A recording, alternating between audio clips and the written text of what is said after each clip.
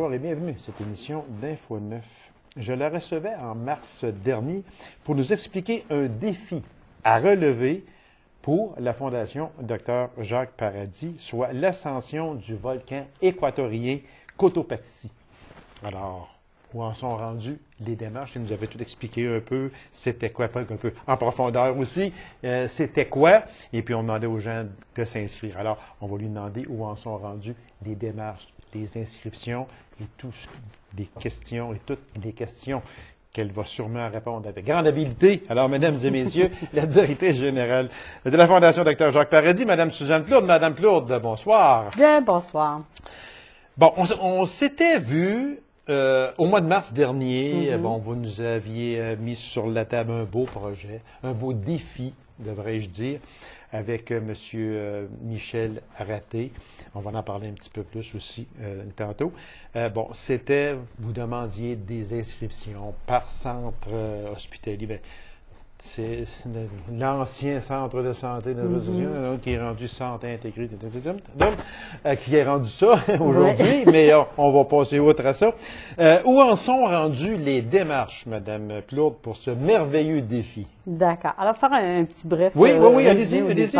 Oui. Donc, c'était justement, c'est un événement, une activité qui était proposée par Michel Raté, oui. donc de Max Aviation, promoteur. Donc, c'est lui qui organise tout ça. Et c'était de recruter, c'était une première également en Abitibi-Témiscamingue où les fondations se joignent pour faire une même activité. Et ce qu'on avait comme mandat, c'est de trouver des gens sur chacun de nos territoires pour ramasser des fonds pour chacune de leurs fondations respectives. Alors, quand on parle de fondations respectives, on parle, bon, pour l'Abitibi-Ouest, Aurore boréale, disons, dans ce temps-là, mais on va y aller avec Abitibi-Ouest, on y va avec Amos, région d'Amos, Rouyn-Noranda, Val-d'Or. Oui. Et le Témiscamingue? Non, ils n'ont pas embarqué. Okay. Fait que là, on est quatre. Donc, c'est chacun, on amasse des fonds pour chacune de leurs fondations. OK. Et puis là, vous demandiez aux gens de s'inscrire. Vous rêviez à ce moment-là, et avec un beau rêve, d'avoir au moins une vingtaine, si c'était possible, de participants. Quand vous êtes venu à l'émission, un seul avait dit oui. Mais ce que j'avais dit, ben là, ça commence. On va donner la chance aux coureurs, comme on dit. Au moment où l'on se parle, on est aujourd'hui quelque chose comme le 14 avril. C'est rendu où? Combien de grimpeurs, on peut dire, se sont inscrits officiellement? Bien, en fait, sur le volume, le total des 20 grimpeurs, c'était le total pour la région. Pour la région, donc, oui. À l'heure actuelle, il y en a 17 qui se sont inscrits. Oh, c'est bien. C'est bien. Amos, il y en a 5, Val-d'Or 6, Rouyn-Noranda 4. Nous, on en a 2, mais on a encore 3 prospectus très sensibles. Fait que ils sont sur le bord là, de Puis ils vont dire oui. s'engager. J'en suis persuadé, ils vont dire oui. Ah oui, il faut. Donc, 17 sur une possibilité de 21, c'est vraiment bien. Oui. Puis on a eu une conférence de presse justement pour le lancement à Amos. On nous a présenté les grimpeurs de chacun des régions. Ils sont fébriles, là, ils viennent de se rencontrer, c'est super le fun. Il va y avoir des activités en automne qui sont déjà, j'ai vu ça à la dernière minute, là, qui est déjà organisée. Oui, parce que on va juste faire une parenthèse, si vous me permettez, Madame Plourde, parce que des fois, les gens qui n'ont pas pris la première émission peuvent se dire, ouais, mais là, à l'automne, c'est quand? C'est pour 2016, là, parce que c'est quand même quelque chose qui est très gros, puis c'est très précis aussi, ça prend beaucoup de rencontres, ça prend plusieurs activités, préparations. Donc, c'est pour 2016. C'est pour 2016, c'est ça. C'est Cotopaxi Défi 2016. OK. Donc, vraiment, ils vont partir, c'est sur une semaine, donc c'est du 5 au 20 mars 2016. 2016, OK. C'est prévu, l'activité, c'est booké comme ça. Donc, mais au cours de fil en aiguille, plus on va approcher des dates, plus il va y avoir des préparations, des achats d'équipements, des séances d'information. Tu as aussi le côté médical chaque participant ne doit pas négliger. Oui, exactement. Ça a l'air gros comme ça, mais c'est quand même bien, là. C'est pas... Moi, J'aimerais que l'on revienne sur ce fameux volcan équatorien, là, le Cotopaxi. C'est un volcan qui est quand même très élevé. On parle de 5875 mètres. Parlez-nous un peu de ce volcan-là, puis c'est tout un défi parce que là, en quelques jours, on va passer les 4 saisons. Tout à fait.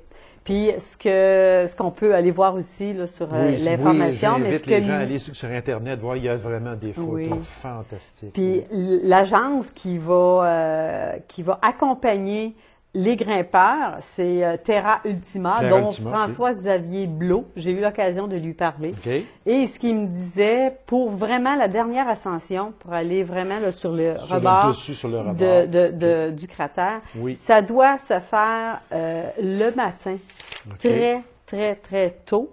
Parce qu'en après-midi, le soleil, les rayons soleil plombent sur les côtés et la neige devient comme glace, donc c'est très dangereux.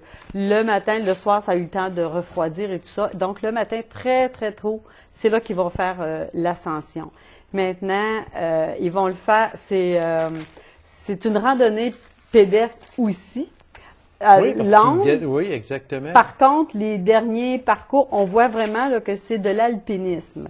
Donc, un petit coup, ils n'ont pas. Il ne faut pas être un expert. Non. Ça, il faut bien là, le préciser. On en avait parlé au mois de mars. On va revenir sur ça. Il ne faut pas être un expert alpiniste. Là. Juste avoir une notion de base.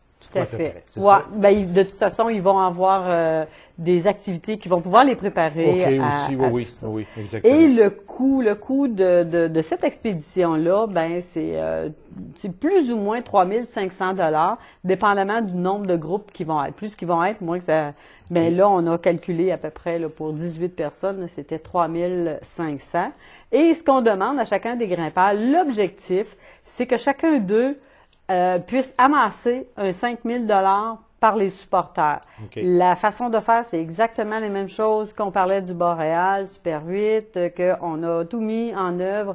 Les outils nécessaires sur Internet, donc on a le grimpeur, on a sa photo, on veut l'encourager, on clique « J'encourage » et on fait notre don. C'est facile à faire. Le participant, lui aussi, a toutes les informations, tous les outils nécessaires pour partager son activité, son geste qu'il veut faire. Donc, c'est comme ça. Le Cotopaxi, on dit que c'est le coup de la Lune. Quand vous avez fait tantôt le rond là, sur le dessus, c'est comme ça qu'on l'appelle. Parce que quand on part au niveau du sol, il peut faire chaud. Puis quand on arrive en haut, on est dans la neige. En neige, oui, tout à fait. C'est pour ça qu'on disait que en escaladant, les personnes vont frapper les 4 saisons ou à peu près. Tout à fait. Et c'est pourquoi que, il y a des activités qui vont se former en août.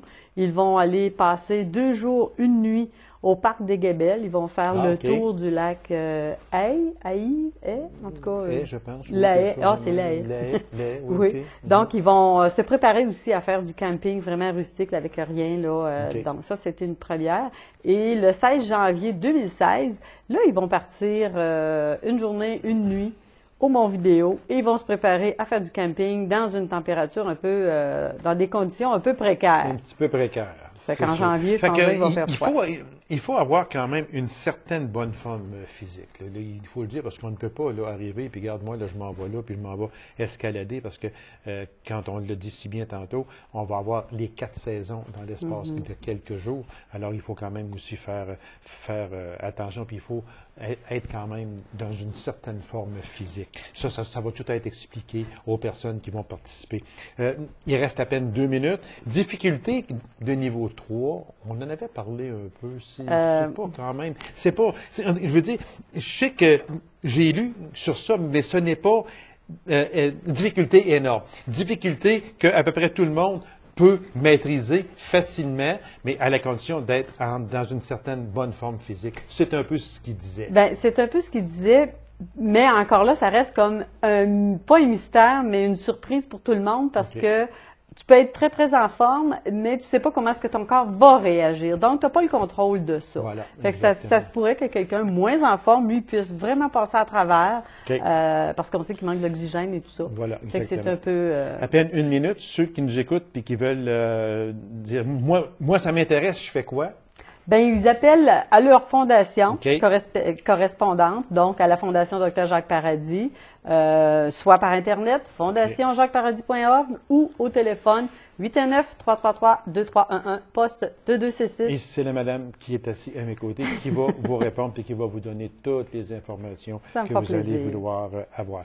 Madame Plourde, merci beaucoup. Puis à partir de l'automne prochain, on va vous recevoir aussi. Si c'était possible peut-être d'avoir M. Raté, ce serait très bien. Je sais que vous avez essayé de l'avoir, mais c'est un homme très, très, très occupé. Oui. Mais il va certainement trouver peut-être un petit 5 minutes pour venir nous voir. Puis on va en reparler aussi l'automne prochain, tant et aussi longtemps que le départ n'aura pas lieu parce qu'on veut que les gens soient très, très généreux. C'est pour chaque centre hospitalier, c'est exactement là. Il faut donner parce que ces centres hospitaliers-là ont besoin d'argent, tout simplement. Alors, Madame Plourde, merci infiniment, puis on va se revoir certainement à l'automne pour une autre émission sur ça.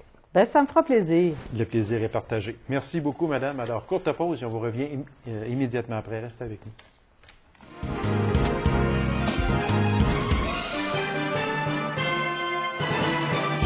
Le 26 mars dernier se tenait la 8e édition de la filière biomasse d'Abitibi-Ouest. Alors, pour nous en parler, qui est de mieux placé que la directrice générale de la SADC d'Abitibi-Ouest, Mme Thérèse Grenier. Madame Grenier, bonsoir. Bonsoir, à vous aussi. Merci d'avoir accepté cette invitation-là. C'est très gentil à vous. La 8e édition de la filière biomasse, c'était quoi cette 8e édition-là? Parce que ça veut dire qu'il y en a eu 7 avant, c'est sûr. Mais là, on est rendu à la 8e. Mais qu'est-ce qui s'est passé exactement?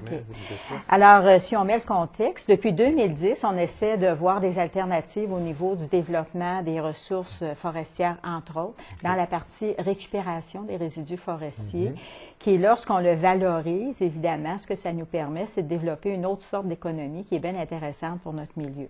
Alors, la biomasse, juste pour dire qu'est-ce que c'est, dans le fond. Oui, exactement, parce que ça, là, on entend parler de biomasse, et de plus en plus, là, de plus en plus, et ça va devenir encore plus, on va en parler encore plus. Mais souvent, les gens, ils nous disent, oui, mais la biomasse, c'est quoi exactement? On a un petit peu de misère à accrocher avec ça. On va en parler, on vous demande de l'expliquer. Alors, les gens du secteur le comprennent facilement parce qu'il y a un gain financier. Alors, la biomasse, c'est un produit de récupération.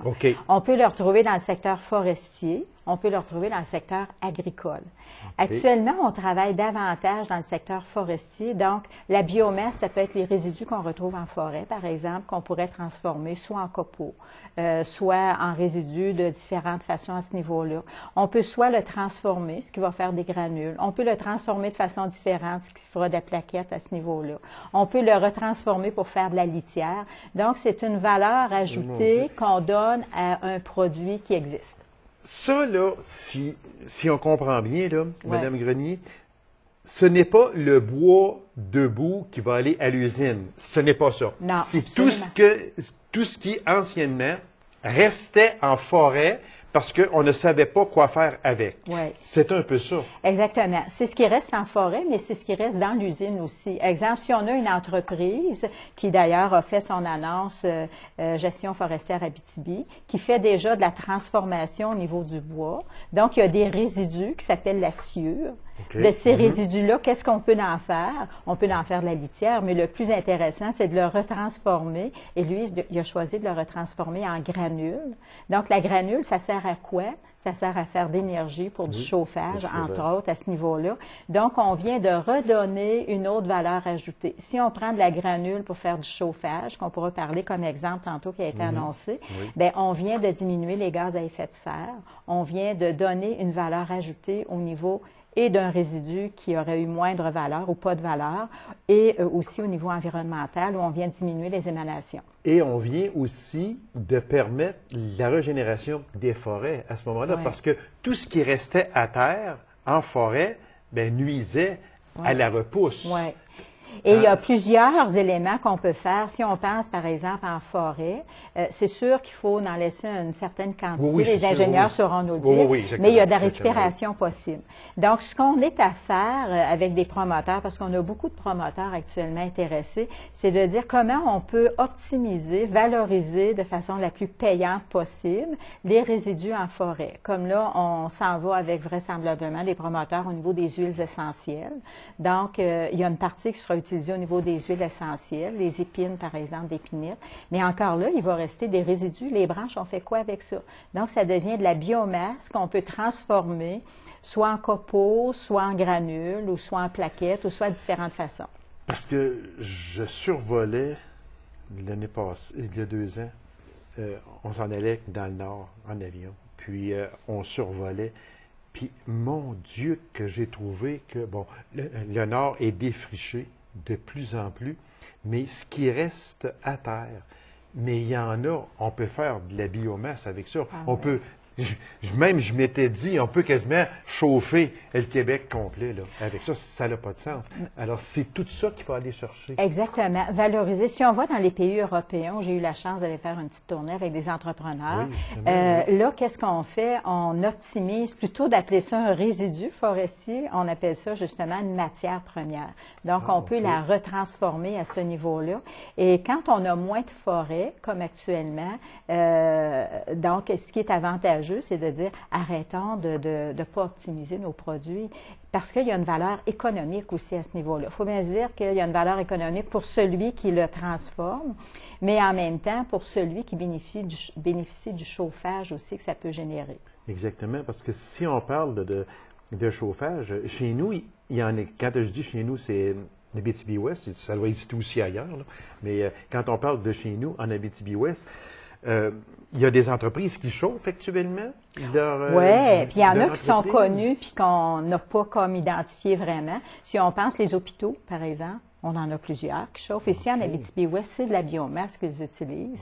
Sauf qu'eux autres, c'est un résidu souvent de moulin de Sûre où le niveau de la densité, si on peut dire, puis l'humidité sont contrôlés d'une façon différente. Le bois de poêle, on a beaucoup de gens qui chauffent avec leur maison privée avec du bois de poêle, avec tous les impacts que ça donne aussi en termes de dire, bon, mais comment on a de la manipulation. C'est aussi une certaine forme de biomasse quand on prend les résidus forestiers qui en ressortent. Il y a beaucoup d'entreprises, de maisons privées même, qui chauffent à ce niveau-là. Là, nous, on a valorisé actuellement, c'est comment on peut utiliser la biomasse pour améliorer justement les économies dans le domaine du chauffage. Donc, on a un projet qui s'est développé à la mine Éclat, qui est comme intéressant. Mais là, ce qui a été particulièrement annoncé et ce qui va se prôner, c'est qu'on a 2 entreprises qui se sont associées pour faire Granule Abitibi et qui, eux, vont offrir particulièrement pour les bâtiments commerciaux et industriels une approche où on va comme fournir le chauffage en termes d'approvisionnement en granules, de fournaise, d'entretien aussi à ce niveau-là. Et les économies sont fort significatives. Quand on parle, Mme Grenier, de la biomasse, moi je me souviens très bien, là, il y a peut-être quoi? Est-ce qu'on peut dire une décennie environ qu'on a commencé là, à en parler environ il y a près 10 ans passés? Oui. Nous, à la SADC, c'est depuis 2010 à peu près, depuis donc 2010. 5 ans à peu près. Bon, 5 ans. OK. Si on prend ces 5 années-là, selon la SADC et selon tout ce qui gravite autour, est-ce qu'on peut dire que depuis 5 ans, les dossiers évoluent à la satisfaction des gens, à la satisfaction de la SADC, entre autres, qui pilote très bien ce dossier-là, soit dit en passant. Bien, nous, on s'était donné comme objectif de réseauter les entreprises du secteur. Ça, je pense que le résultat est assez excellent à ce niveau-là. Exemple, prendre un équipementier avec quelqu'un, un fournisseur de services, pour dire comment on peut travailler ensemble à développer un produit, un projet.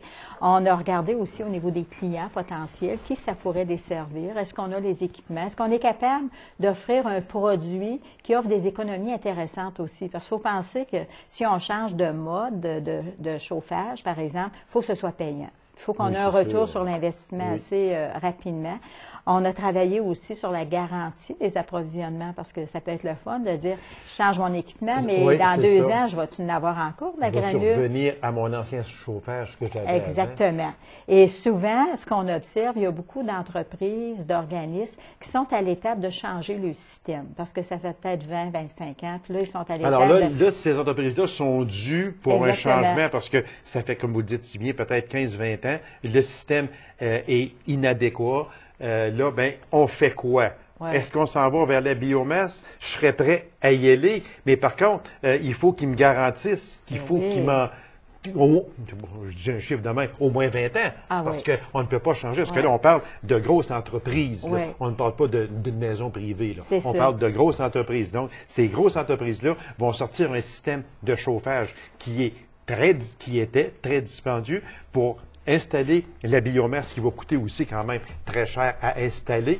Mais là, la fourniture, comment que vous pouvez être certain que la fourniture va être adéquate? OK. Alors, c'est là que les réseaux d'affaires se développent. Hein. Nous, ce qu'on peut juste favoriser, c'est que la filière, au niveau des fournisseurs, au niveau des approvisionnements, au niveau des fournisseurs de la transformation de la granule, exemple dans ce cas-là, au niveau des clients, au niveau de ceux qui vont fournir les fournaises, hein, Oui. les chaufferies, qui travaillent vraiment ensemble à ce niveau-là pour se dire comment on développe ça dans du long terme. Et c'est exactement ce qui s'est passé sur notre territoire. Donc, ça fait des succès qu'on peut quantifier, qu'on peut mesurer. On peut savoir par rapport au système qui est implanté, c'est quoi les économies, c'est quoi les avantages, c'est quoi les inconvénients, et on peut le mesurer. Donc, cet hiver, chez Pneus GBM à la Serre, si on peut voir, il y a une espèce de petit container blanc en arrière avec une petite cheminée.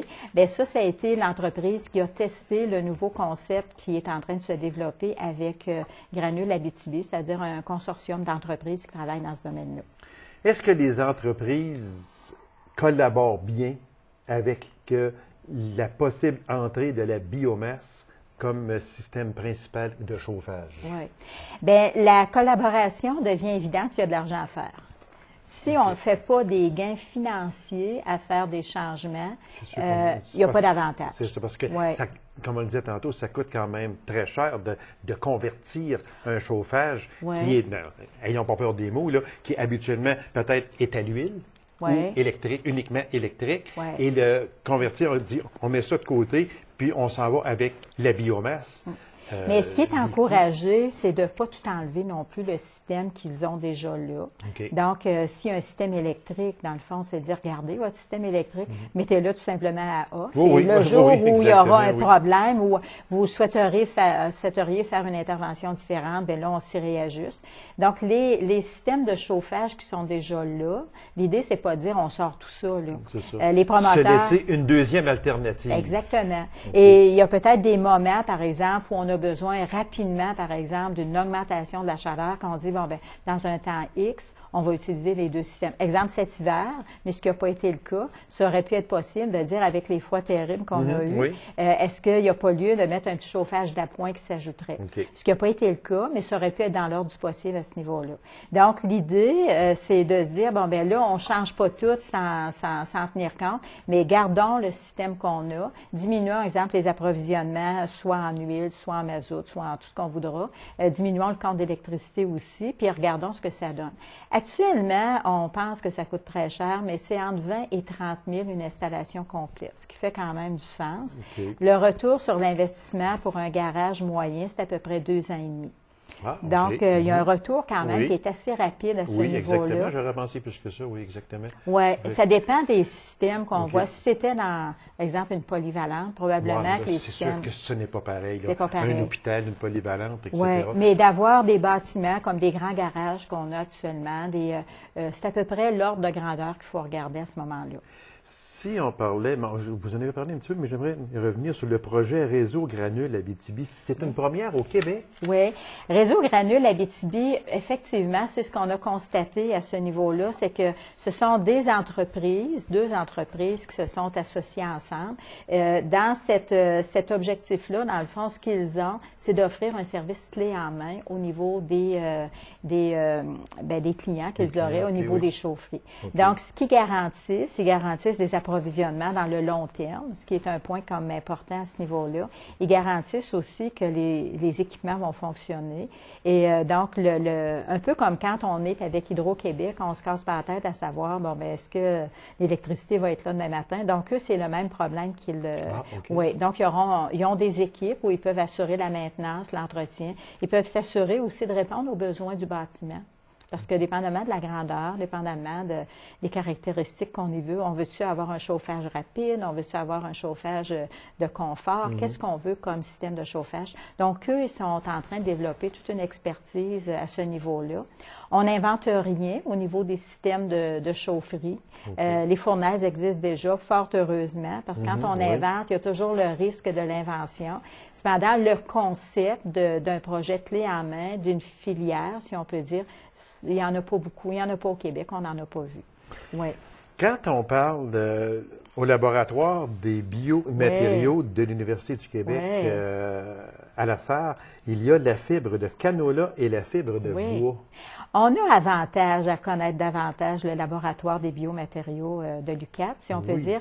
Eux, là, ils sont toujours en avant de nous autres pour dire qu'est-ce qui s'en vient comme tendance. Et nous, on a aussi... Autrement dit, ils nous ouvrent le chemin. Exactement. Bravo, et la biomasse, on sait que c'est forestier, mais on sait que c'est agricole aussi. Et ça pourrait être environnemental aussi, tout ce qui est un résidu. Et au niveau agricole, ce qu'on se dit, bien, comment on pourrait tirer profit, ça fait plusieurs années qu'on échange avec eux, pour dire il y a des résidus au niveau agricole. Exemple, la paille du canola, y a-t-il quelque chose à faire avec ça à ce niveau-là? Et eux, ils ont fait des expériences pour démontrer que de joindre un résidu forestier avec un résidu, exemple, de paille de canola, ça augmente la valeur énergétique au niveau des granules. Fait que ça se passe en Abitibi-Ouest. Ça, c'est une source extraordinaire. Ah oui, tout à fait. Tout à fait, oui. Fait qu'eux, ils ont fait des études à ce niveau-là. D'ailleurs, ils ont fait, lors de la journée, ils ont fait des démonstrations. Et là, ce qu'on se dit, bien, si la paille de canola devient un résidu intéressant, il y a une valeur économique à y mettre. Donc, pour les producteurs de céréales, c'est un plus qui est intéressant aussi à regarder. C'est toute une biomasse, mais c'est toute une masse, là, de un à l'autre. Ce n'est pas seulement un résidu. Là, on peut en faire beaucoup de choses. On parle ici que c'est d'origine végétale, animale ou fongique. Fait que ça veut dire que ça peut, tout ça sert comme source énergétique. Exactement. On pourrait aller même récupérer, par exemple, le méthane des dépotoirs, des choses comme ça. Des résidus. Ça n'a pas de fin, effectivement. Fait qu'il faut regarder tous les produits puis dire, plutôt de dire c'est un déchet, plutôt de dire quelle est la valeur ajoutée qu'on peut lui donner. Et on reste assez surpris. Là-dessus, on n'invente pas vraiment. Hein. Quand on va quand on regarde au niveau de la planète, par exemple, ce qui se passe dans les pays européens, eux autres, ils ont une bonne avance avec nous autres. Fait que c'est le fun d'aller voir ailleurs pour ramener chez nous. On peut copier, hein, c'est permis. C'est permis, ben, on n'est pas à l'école. Fait que c'est permis de copier à ce moment-là. Exactement, puis d'adapter à notre réalité, parce que notre canola à nous, puis versus la Finlande, c'est peut-être pas pareil à ce niveau-là. Quel est le futur de la biomasse? Il reste à peine une minute, là.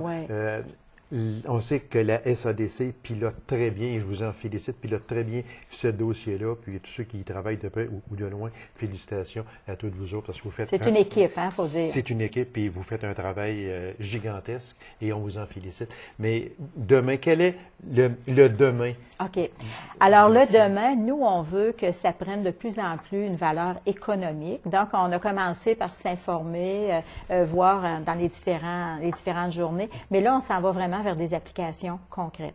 Donc là, on a comme le canola, par exemple, qui peut devenir intéressant avec l'université, on y travaille. Bien, possiblement que dans d'autres journées qu'on va organiser, parce qu'on a l'intention de l'organiser d'autres, c'est qu'on va aller de plus en plus vers des projets concrets qui ont une valeur économique, qu'on peut faire des entreprises avec ça, qu'on peut développer avec ça à ce moment-là.